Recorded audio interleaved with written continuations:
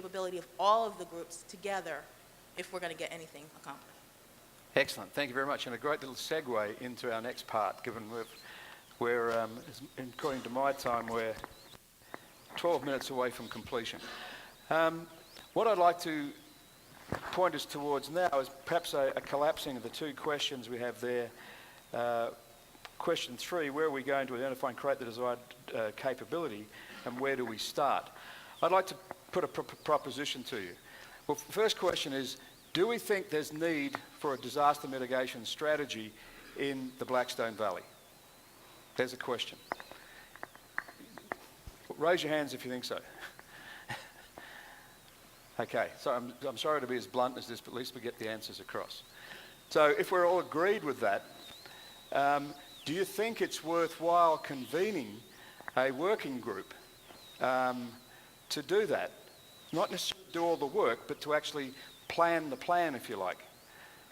Understand what we need to do, like to take that strategy forward. Do you think that's a good idea? To convene a small working group, yeah? Okay. If anyone vehemently opposes any of these questions, by all means, let's discuss that. Okay, if we've given those two things, what I'd like to do is to suggest that material that we've gleaned from today, I think this is the plan that Veronica and Bob and the rest of the people who have sort of like helped pull this together, particularly under John's tutelage, that we look to bring that group together, look to convene that group, if you like, is that Bob, John, look at how we can bring a group of you together to start that particular process. Is that something that sounds like making sense? Yes? Is that okay with you, John? I just dobbed you in there, mate. Yeah. Okay, so if we looked at that and said, well, okay, we're going to do a strategy, don't know necessarily how it's going to happen, but we'll convene a small working group, and I suggest a small working group so it can be done fairly effectively, to at least get an idea of the plan to plan, and the people who have, whose initiative today was actually help bring that group together. Okay, so the next steps I'd propose, and I'd just open this up with, are those three things.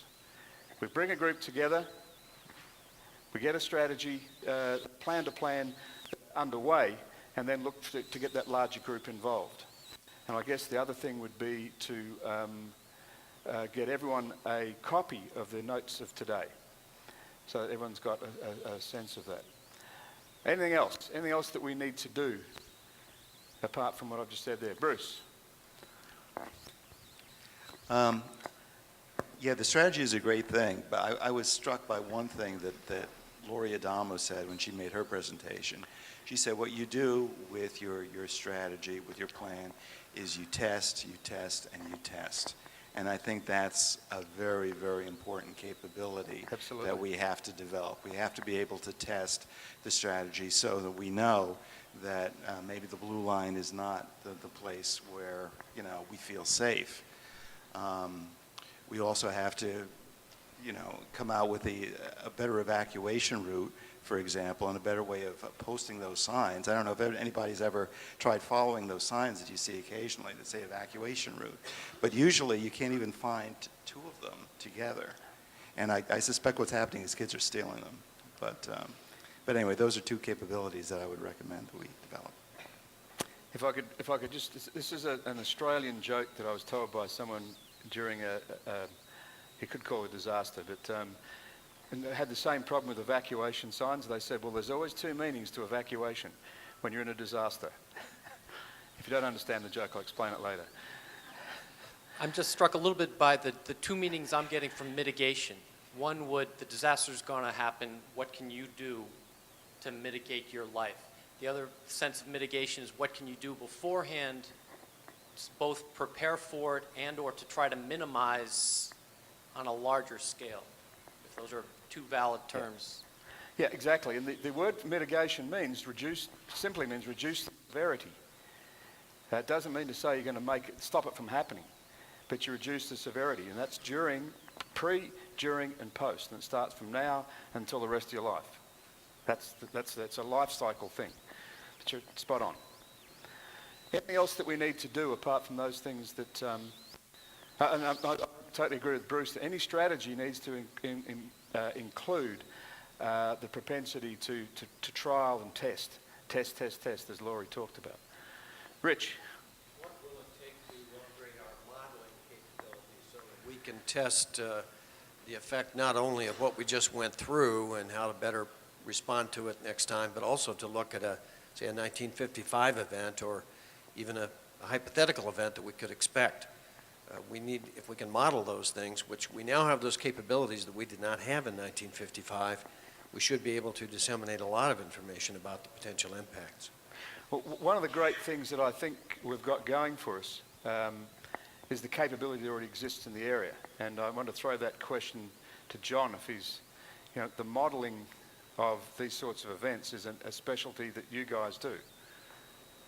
Yeah, we do it. I think there are a lot of other people that do. I think there are a lot of people who have models and do modeling at various levels of fidelity of problems like this, and I agree with you. I think there is an enormous amount of capability that exists now that didn't exist 5 years ago. So using that capability and then to understand the problem and then testing to that capability so that you can go back and replan and redesign is the key piece of this. Thank you. Donna?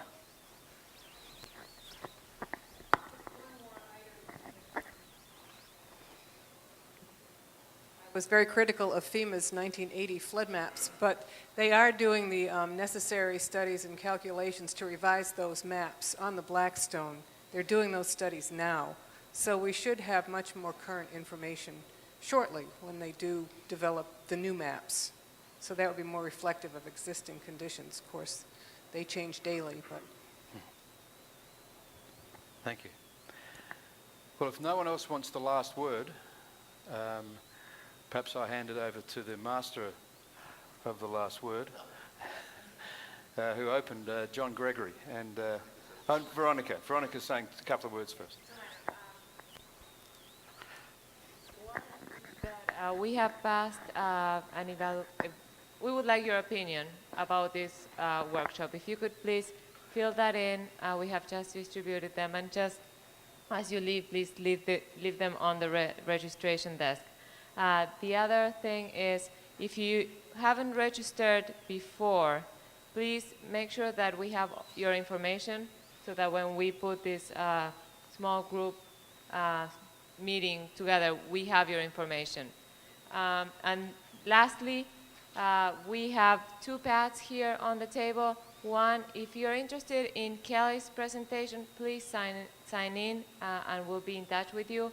And if you're interested to get a copy of the PowerPoint presentation with the images and the impacts and the information that Northern Rhode Island Chamber of Commerce and the Tourism Council collected with a little bit of what happened during that time in October, please also sign in. And finally, I want to thank everybody for being here. I think it was a superb exercise. Thank you, Larry. Thank you, John. Just one thing. Everyone will be getting back to you. Sorry, we will be getting back to you with the information that came out of the report for today. Yeah, that's why we need your address. Thank you. The one strategy the Chamber's going to do is I'm going to see if I can get a bulk purchase on some weather radios and then sell them to all of you that don't have them. But to Bruce's point, one of the things I wrote down was if, then, and I think that's one of the things that we've learned today, that it's the mitigation, it's the preparedness, but it's also testing it. The examples again of what if Hope gets all their trucks loaded and there's no place for them to go. I think, with all due respect to Laura Bush, but I think Billington got the short end of the stick today by not being here. The business community has played a very, very passive role, passive even today. There should be more business people here. I don't know why we did everything but promise them a free cruise if they showed up. But I think going forward, if Bob was here, I know one of the things he'd tell you is that those of us along the river cooperate very, very well in good times. And it seems that we don't necessarily cooperate the way that we should in bad times. Well, I think he'll be pleasantly surprised when we tell him about the results of this meeting today. Larry said early on that the difference between continuity and a discontinuity is basically knowledge. I told you in my opening remarks that I hope to learn a lot today, and we certainly did. Now I think where we have an advantage is that we've got an agreement that we're going to go forward, whatever exactly that means, we're not sure. But the knowledge that's in this room, and I think what we've learned from each other, and the opportunity to work together through what is a bad time. You know, it's the old out of adversity comes opportunity. The direct short-term impacts were certainly very, very critical. But who knows? This flooding that we had back in October could be one of the best things that ever happened to those of us who deal with weather and disaster and how we mitigate these things. So on behalf of the Blackstone Valley Tourism Council and the Northern Rhode Island Chamber of Commerce, Larry, thank you for an outstanding job. And can we get Veronica back in the room for a second? Because, you know, sometimes it's the people at the top who get to speak before the microphone and whatnot. But I got to tell you, Veronica has done an outstanding yeoman's work on this, and I'd wish you'd give her a round of applause for all her efforts.